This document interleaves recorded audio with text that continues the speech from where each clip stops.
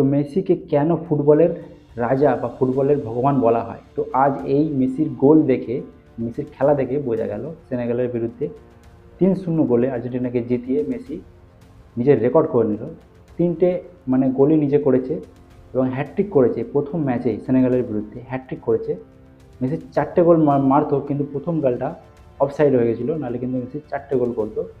আর মেমবাপেকে পিছনে ফেলে দিয়েছে। মেমবাপে ২টো গোল করেছিল প্রথম ম্যাচে, আর সেখানে মেসি করেছে ৩টে গোল। তো মেমবাপের থেকে মেসি এগিয়ে গেছে।